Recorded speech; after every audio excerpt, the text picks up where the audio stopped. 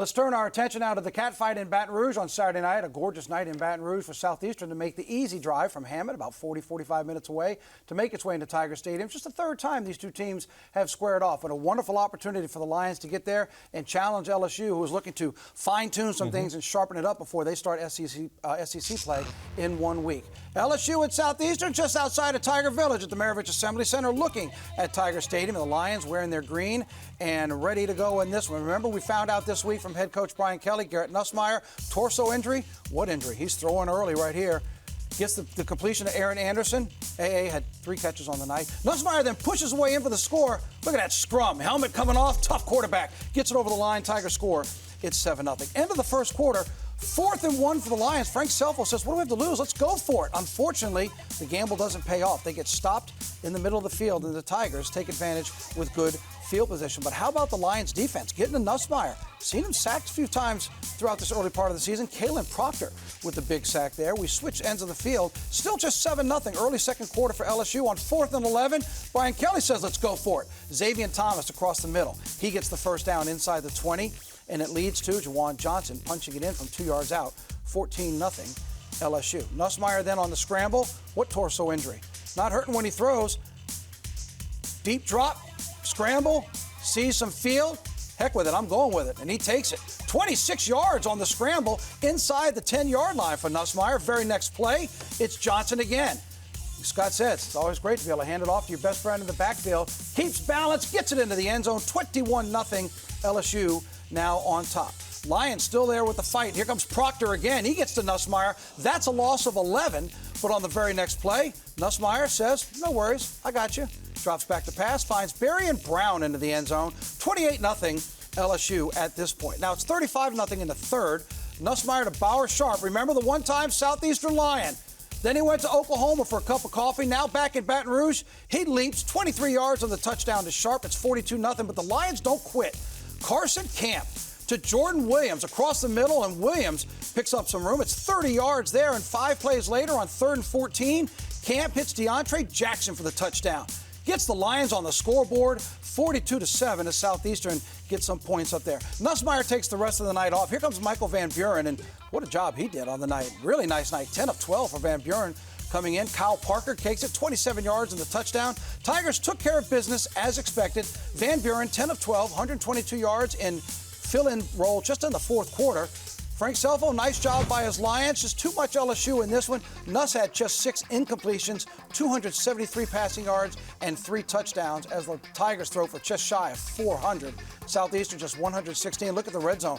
Both teams scored when they were in the red zone, with LSU are very impressive. 6 for 6 on the night. Southeastern opens up conference play next week against Texas Rio Grande Valley.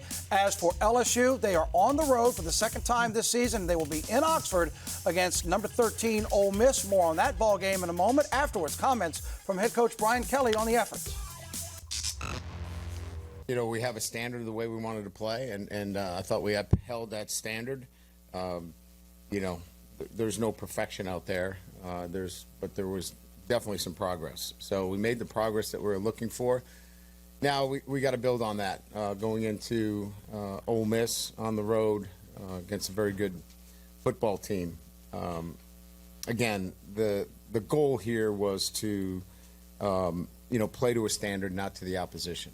A lot of respect for Coach Selfo and what he's done and accomplished, but you know, we had the better team and the better players, so it then becomes much more about your execution and the things you do, and I thought we did some pretty good things today, certainly. The really good players affect others around him, and his energy, his passion for the game brings up others around him.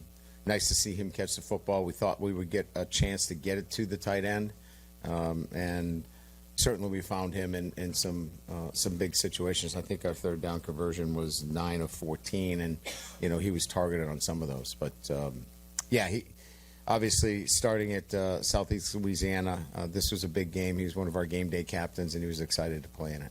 Earlier in this news conference, you used the word healthy to describe Garrett Nussmeier. I know that he had been battling a torso issue since training camp. Yes, would you describe him right now as 100%? And if not, do you expect him to be 100% for the Ole Miss game next weekend? Yeah, I'd say that you know, we had talked about during the week that he was on the other side of the injury, and he felt really good. And that's why, you know, we actually ran him a little bit.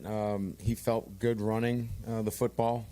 And we knew during the week that he was healthy just by the way he was throwing the football. So, yeah, I would say that that's the version that you'll get the rest of the year. And this is what they're looking at for the rest of the year, now sitting at 4-0 after some grind-out wins at Clemson, at home against Florida, a tough one against Louisiana Tech. You go to Oxford against a high-octane Ole Miss Rebel team we'll talk about here in just a moment. Then you get the first bye of the season. But then, Scott, here comes the gauntlet. South Carolina may not be what people thought they were early in the season. Vanderbilt is everything people wanted them to be, and then some. You can see where the grind starts to kick into overdrive. Yeah, those next 4 games, you look at them, you start to break them. South Carolina arguably has the #1 draft pick right now in Sellers. A lot of people moving him up the draft board. At Ole Miss played outstanding against a really good Tulane football team. So if you just look at the short term, the next 2 games, the nice thing is you have a couple of bye weeks, but you have a lot of tough football to play in between there. Nussmeier, remember in the preseason in August, there were the erroneous reports that he had an ACL injury, he might be done. Everybody's holding their breath. Now we find out about the torso injury. It certainly looked like he had his best complete game. When he's comfortable, he put up the numbers, even with the scrambles that we showed you, that we're used to Garrett Nussmeier from a year ago. Yeah, and it's great to see. And a lot of people, you expect it in a game like this, but like Coach Kelly said, it's about us. It's about our execution. It's about our standard that we have to play, no matter who's across from the other side from us. So you look at games like this, and coming out of a game like this, you want to see Nussmeier play well. That makes you feel good. You can get him out of the game early, keep him healthy for the Ole Miss game coming up. But you get reps to guys like Van Buren, 10 of 12.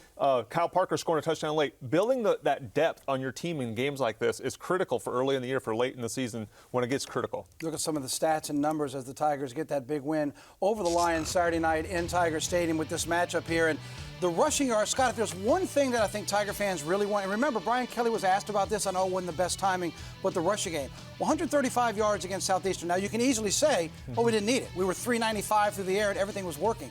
But if you take a bigger look at the bigger picture with that running back room that they have, I think Tiger fans want to see that 135 be at 175, right? 195, 162, something bigger before that gauntlet that we just talked about and the support that you give Nussmeier. There's no question. Everybody loves to see the football fly in the air, but in the SEC conference, you have to do 2 things. You have to be able to run the football when it's needed, and you have to be able to play good defense. And the thing is, playing good defense and running the football go hand in hand. Sure. Those are complements in the game of football. So, yes, everybody likes to see the ball flying through the air. You want to have an efficient passing game, but you have to be able to control the line of scrimmage. This is a line of scrimmage league, and that's why there's some concern around the running game. Very impressive. Both teams were perfect in the red zone. Of course, LSU had it 6 for 6 as they get the big win, and now they'll head into conference play with Southeastern playing Texas Rio Grande Valley, and then LSU will be taking on Ole Miss.